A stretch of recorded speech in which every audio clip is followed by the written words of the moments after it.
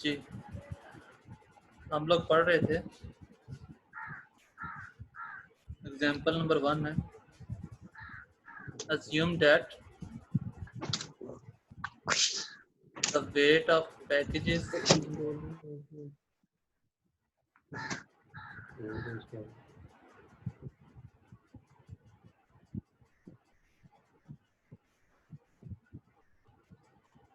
the weight of all packages of a certain brand of cookies has a mean of 14.3 ounces. Find the probability that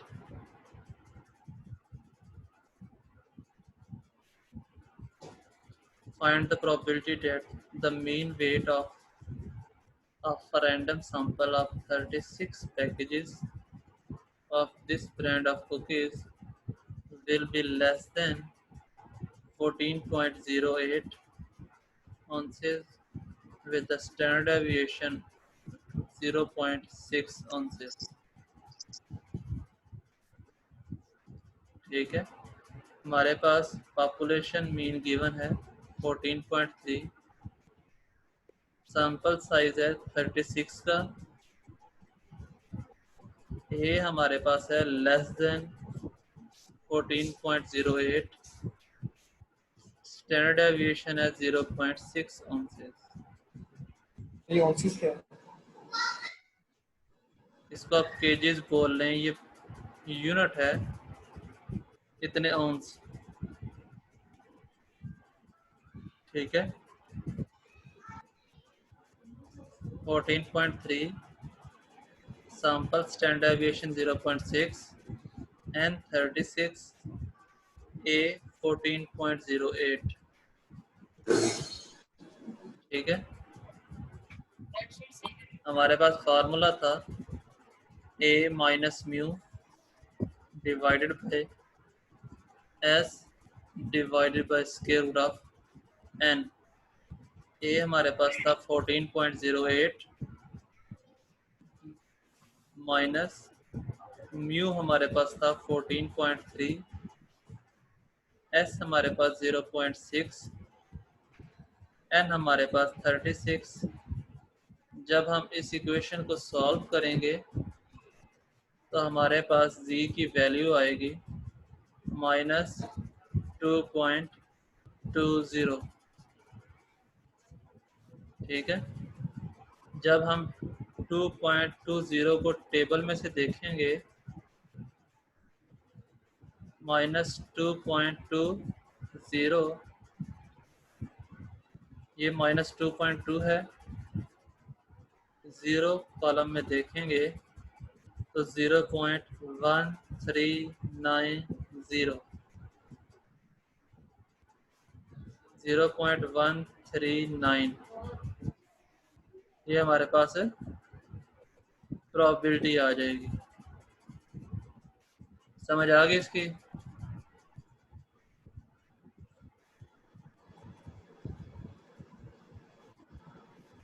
अगर किसी को इस question की समझ नहीं आई तो वो क्वेश्चन कर सकता है.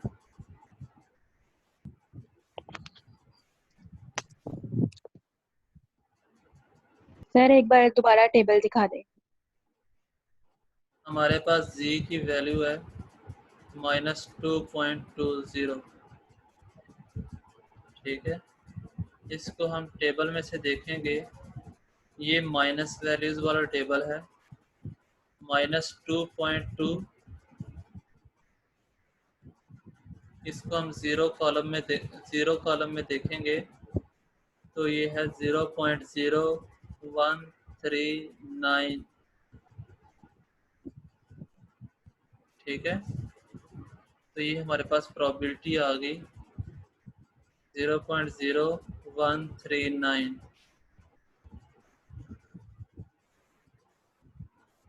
क्लियर हो गया सबको?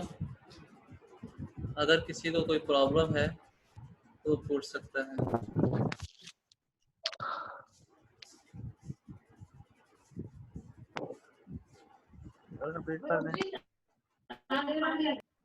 हमारे पास ये एक नेक्स्ट क्वेश्चन है, जिसमें सेम सिचुएशन है, पॉपुलेशन अरिथमेटिक मीन 14.3 है, सैंपल साइज 36 का है, प्रोबेबिलिटीज हमने फाइंड करनी है बिटवीन 14.08 टू 14.25, इनके दरमियान हमने प्रोबेबिलिटी फाइंड करनी है with the sample standard deviation 0.6। अगर आप गौर करो तो इसके एक हिस्से का आंसर हमने फाइंड कर चुके हैं। 14.08 को यूज़ करते हुए हमने प्रोबेबिलिटी फाइंड कर ली है। अब सेम इसी तरीके से जहाँ पर हमने 14.08 पुट किया वहाँ पर हमने 14.25 पुट करना है। 14.25 पुट करेंगे, हमारे पास z की एक वैल्यू आएगी। क्या आप बता सकते हैं कि वो वैल्यू क्या होगी?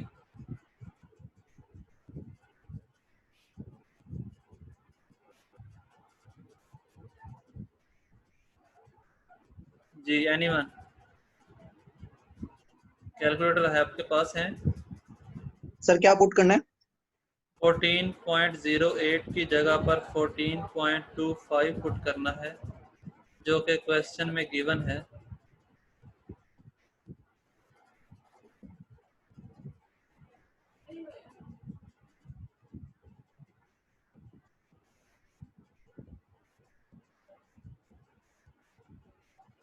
जी, जस्ट यहाँ पर 14.25 पुट करना है और इस इक्वेशन को सॉल्व करना है, तो आपके पास z की एक वैल्यू आ जाएगी। वो आपने मुझे बतानी है क्या होगी।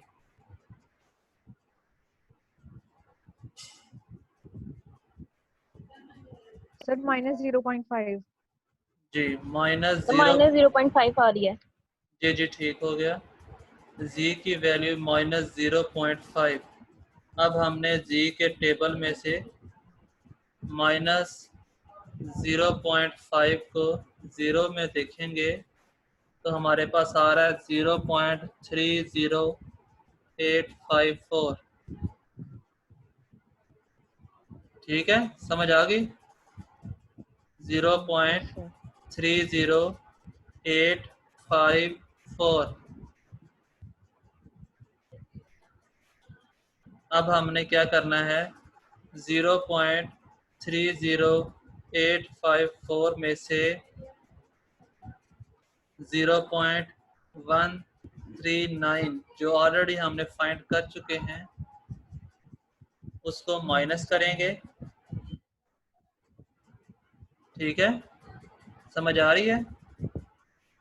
Yes sir. जब हम माइनस करेंगे तो हमारे पास आंसर आएगा 0.2946।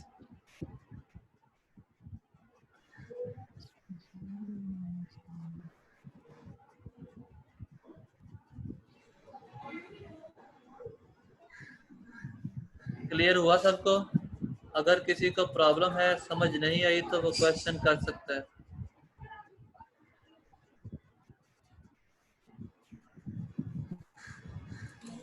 सर माइनस वाला प्रोसेस दोबारा बताओ।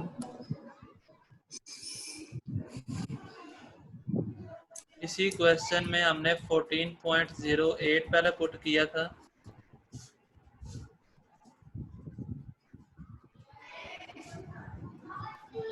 पुट किया था, इस जगह पर हमने 14.25 पुट करना है, तो हमारे पास z की जो वैल्यू आएगी वो आएगी -0.5। ठीक है, -0.5 को हमने z के टेबल में से चेक करना है, तो -0.5 का जो आंसर आता है वो है 0.30854। ठीक है, 0.30854 30854। ठीक है, इसके बाद हमने जो 14.08 को यूज़ करते हुए जो हमारे पास प्रोबेबिलिटी आई थी वो थी 0.0139। ठीक है, जब हमने इन दोनों वैल्यूज़ को माइनस किया तो हमारे पास जो आंसर आया वो है 0.29464। क्लियर है सबको? हमने माइनस माइनस क्यों किया? जैसे हमने लास्ट लेक्चर में पढ़ा था, जब बिटवीन की सिचुएशन होगी क्वेश्चन तो नंबर 1 रिपीट करते हैं प्लीज, लेट ज्वाइन किया था मैंने, और फॉर्मूला भी एक्सप्लेन कर।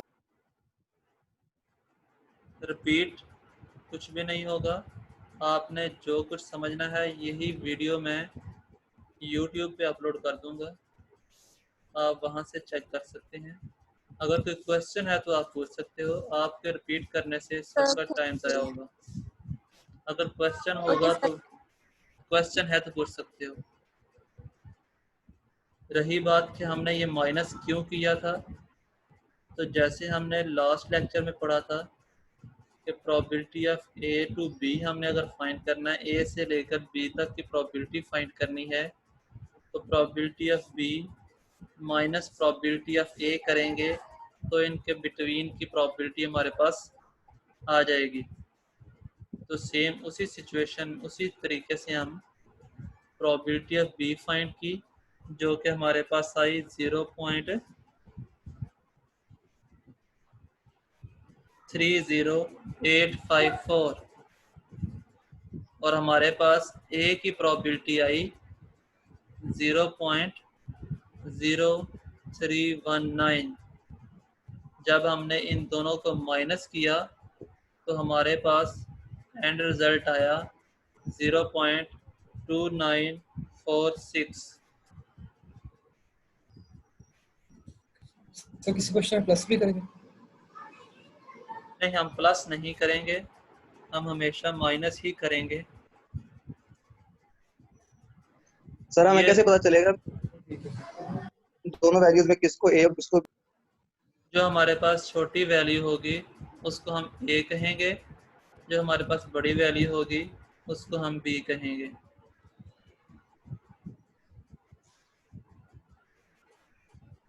ये अपने रोल नंबर यहाँ पर सर सेंड अगर कर, टेबल में देखने के बाद आप वो बड़ी होगी फिर अपने रोल नंबर यहाँ पर सेंड करने की ज़रूरत नहीं है।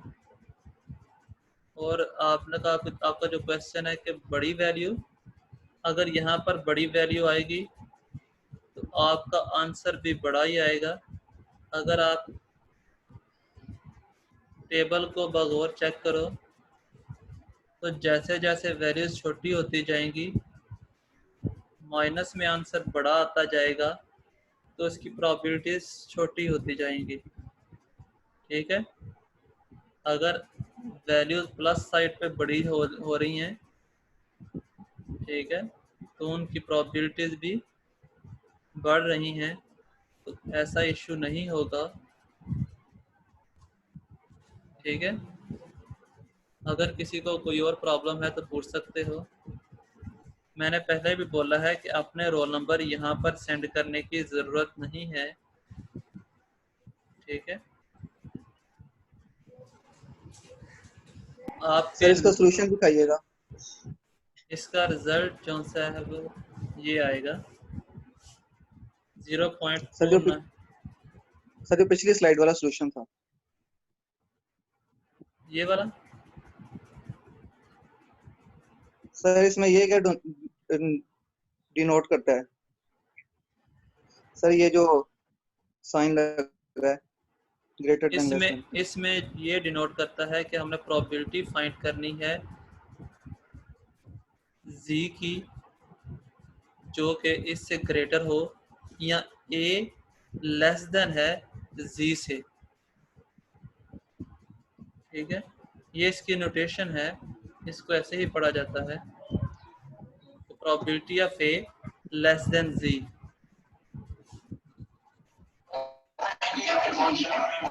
हमारा यहाँ पर क्वेश्चन है लेस देन 14.08। अगर यहाँ पर ग्रेटर देन की सिचुएशन आ जाए, जैसा कि हमने लास्ट लेक्चर में पढ़ा था, तो यहाँ पर लेस देन की बजाय ग्रेटर देन की ऑप्शन आ जाएगी।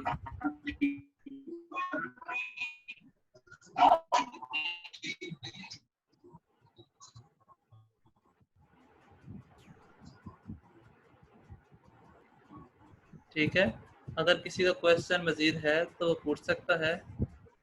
इसके बाद हम नेक्स्ट टॉपिक की तरफ मूव कर जाते हैं।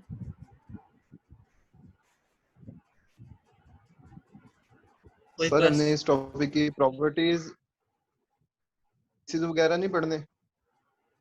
प्रॉपर्टीज मतलब ये स्टैंडर्ड नॉर्मल डिस्ट्रीब्यूशन की बुक के अंदर प्रॉपर्टीज भी है ना?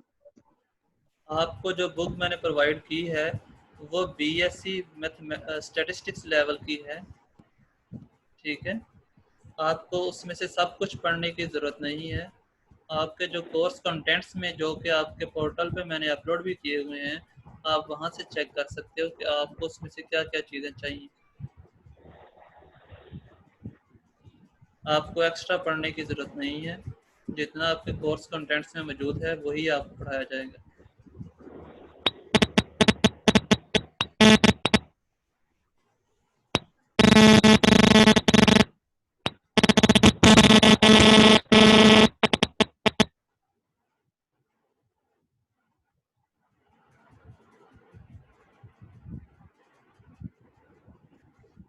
कोई क्वेश्चन है तो पूछ सकते हो।